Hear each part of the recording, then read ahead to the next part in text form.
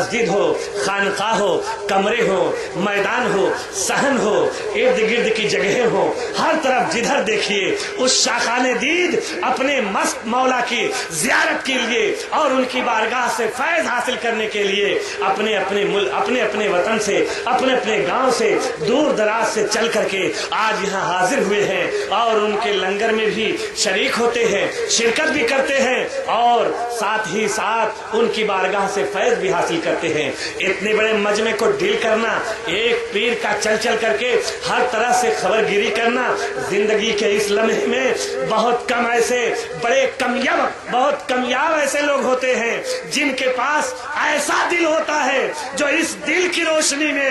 دل تلاشتے ہوئے نظر آتے ہیں، ورنہ لوگ تو ایسے دلوں سے بھاگ جاتے ہیں کہ کہیں ایسا نہ ہو کہ سبکی ہو جائے، رسوائی ہو جائے۔ اتنے سارے لوگ ہیں مگر کسی کو کوئی شکوہ نہیں ہے، جو بھی آیا ہے ایک با فیض بزرگ کی بارگاہ میں آیا ہے اور ان سے فیض لینے کے لیے آیا ہے۔ تو میں یہ بتا رہا تھا بزرگوں کا فیض بڑا انمٹ ہوتا ہے، بزرگوں کی زندگی بڑی نرالی ہوتی ہے۔ جہاں پر عقل و خرد تھک جایا کرتے ہیں، جہاں پر ایجادات کی ساری مشینری فیل ہو جایا کرتی ہے، جہاں پر توانائی کی ساری حدیں ختم اور مسلوب ہو جایا کرتی ہے، وہاں پر ایک اللہ والے کا ایک اشارہ اسے زندگی اور تابندگی عطا فرماتا ہے۔ اس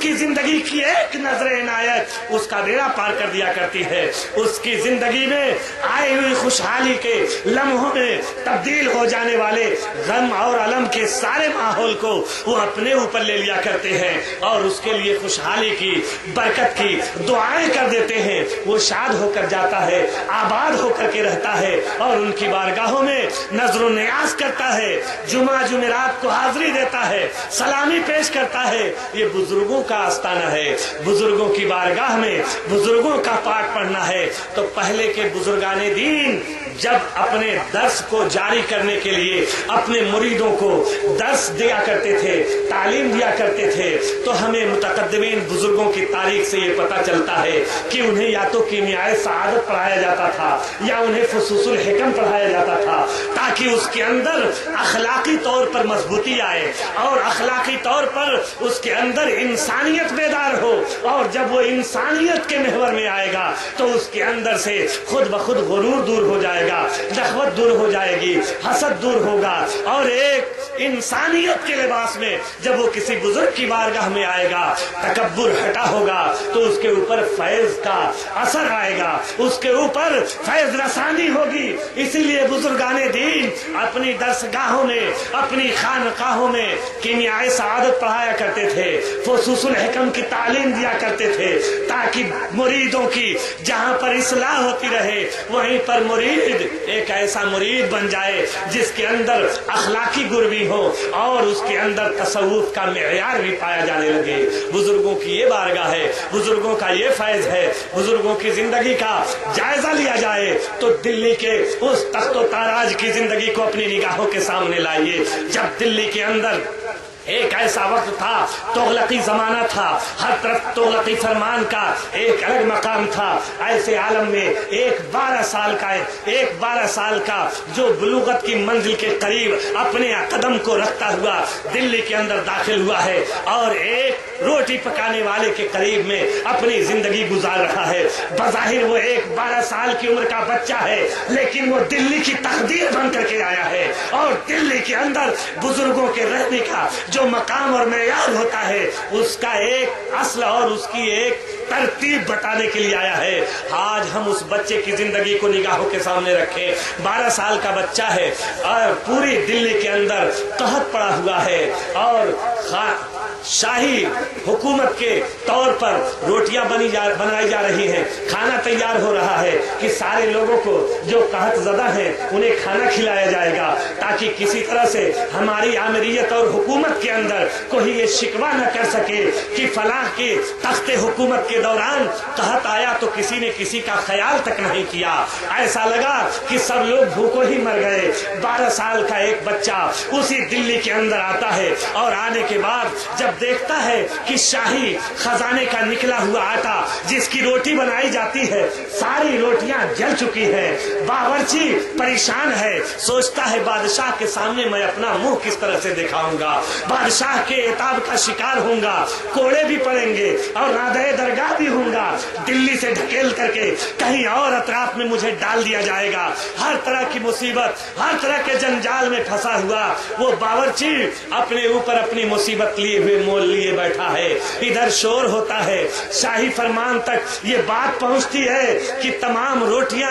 جل چکی ہیں، کھانے کے لائق نہیں ہیں، آخر اسے کس طرح سے دیا جائے، کیسے پروسا جائے؟ تو 12 سال کا ایک لڑکا اسی باورچی کے پاس میں آتا ہے اور کہتا ہے ان جلی ہوئی روٹیوں کو میں صحیح کر سکتا ہوں، بتائیے کون سا ایسا فارمولا ہے، کون سی ایسی تھیوری ہے کہ جلی ہوئی روٹیوں کو کوئی صحیح کر دے؟ اگر بہت کریں گے تو جو جلا ہوا حصہ ہے ہم اسے کھرچ دیں گے، اس پر کرش مار دیں گے اور اس کے بعد اسے صاف کر دیں گے، لیکن اس کے اوپر ابھار، اس کے اندر وہی گرمی، اس کے اندر وہی تازگی ہم لا دیں، ایسا تو کوئی عقل تصور نہیں کرتی ہے۔ جہاں عقل کا مہمیز تھک جاتا ہے وہاں پہ بزرگوں کی نظریں کام آتی ہیں۔ 12 سال کا یہ بچہ کوئی ایک عام بچہ نہیں تھا بلکہ قطب الدین بختیار کاکی رضی اللہ تعالیٰ عنہ تھے، جو 12 سال کی عمر میں دلی کے اندر داخل ہوتے ہیں اور شاہی حکومت کی تمام جلی ہوئی روٹیوں کو اپنے ہاتھوں سے پھیرتے ہیں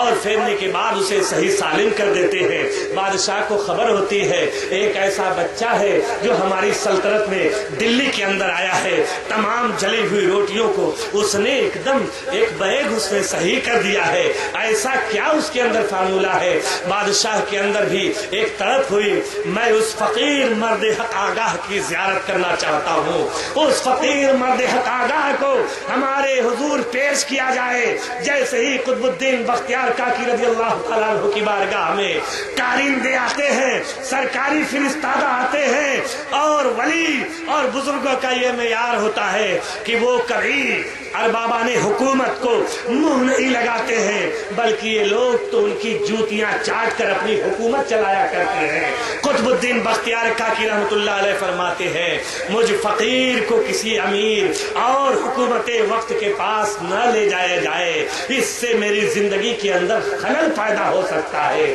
قربان جائیے، بزرگوں کا یہ معیار ہے، جلی ہوئی روٹی ہو تو اسے صحیح کر دیں، یہ تو ایک جلی ہوئی روٹی ہے، ارے جلا ہوا دل ہو تو اسے بزرگان دین اس طرح سے صاف کر دیتے ہیں کہ اس کے اوپر ولایت کا درس جاری ہو جاتا ہے اور قلب جاری ہو جاتا ہے۔ اسے صوفیہ کی اصطلاح میں قلب جاری ہونا بولتے ہیں۔ قلب جاری ہونا یہ بھی ایک سبق ہے۔ قلب جاری ہونے کا مطلب یہ ہے کہ آپ کے ذہن و فکر میں کیا چل رہا ہے، آپ اپنے صغرا کبرا کو کس طرح سے بٹھا رہے ہیں، آپ اپنے کس نظریات کی روشنی میں دیکھ رہے ہیں، آپ اپنے کس تخیلات کے تانے بانے میں اپنا ڈھانچہ تیار کرتے ہیں۔ ان ساری چیزوں پر جب کسی بزرگ کی نظر ہو جاتی ہے اور دل جاری ہو جاتا ہے، قلب جاری ہو جاتا ہے، تو اس کی نگاہوں کے سامنے اب یہ دنیا ایک بازار لگتی ہے اور یہ بازار جہاں پہ بھی بیٹھتا ہے وہیں سے اسے دکھائی دینے لگتی ہے، جہاں پہ بھی وہ رہا کرتا ہے وہیں پر اسے یہ منزل نظر آنے لگتی ہے۔ اس لیے بزرگوں کی بارگاہ ہے،